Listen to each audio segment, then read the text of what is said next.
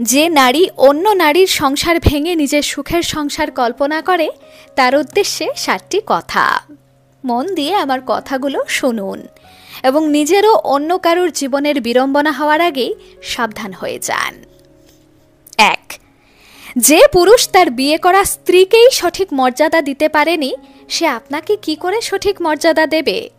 বিয়ে একবার হোক বা শতবার, মানুষটির মানসিকতার তো আর বদল হবে না। 2.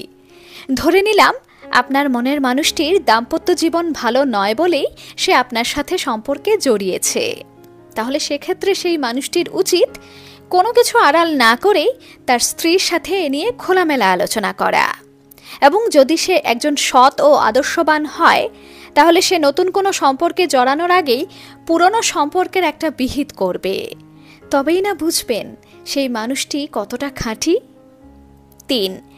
কিছু মানুষ সর্বদা নতুনের সন্ধানে থাকে। যে কোনো কিছুতেই তারা সহজেই বোর হয়ে যায় এবং এটা তাদের একদিনের অভ্যেস নয়, বহুদিনের। আপনি যাকে ভালোবাসেন সেই মানুষটি সেই পর্যায়ে আসে না, তার কি গ্যারান্টি আপনি দিতে পারেন? আজ যে মানুষটি তার স্ত্রীকে নিয়ে বোর হচ্ছে, কাল সে আপনাকে নিয়েও বোর হতে পারে এবং নতুনের সন্ধানে আপনাকেও একইভাবে ঠকাতে পারে। 4. একটা বিধ্বস্ত মন সহজেই আবার নতুন করে কাউকে ভালোবাসতে পারে না। কেউ যদি কাউকে সত্যিকার অর্থে ভালোবাসে, তাহলে সেই ভালোবাসা শেষ হয়ে যাবার পরও সেই মানুষটির সেখান থেকে বেরিয়ে আসতে অনেকটা সময় লাগে। সুতরাং একটা ভালোবাসা শেষ হতে না হতেই যদি কেউ সহজেই আবার আরেকটা নতুন ভালোবাসার গল্প লিখতে পারে, তাকে বিশ্বাস করা আর অন্ধের দেশে আয়না বিক্রি করা একই ব্যাপার। 5.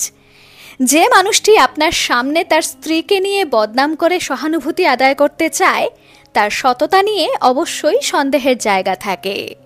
কারণ যে কাউকে ভালোবাসে বা একসময় ভালোবেসেছিল, সে কখনো বাইরে এভাবে তার নামে বদনাম করতে পারে না। 6.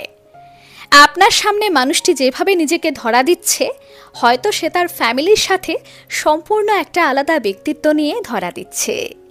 সুতরাং একজন বিবাহিত পুরুষের ফ্যামিলি লাইফ আসলেই কেমন, সেটা না জেনে তাকে ভালোবাসা বা তাকে নিয়ে ভবিষ্যৎ পরিকল্পনা করা বোকামি ছাড়া আর কিছুই নয়। 7.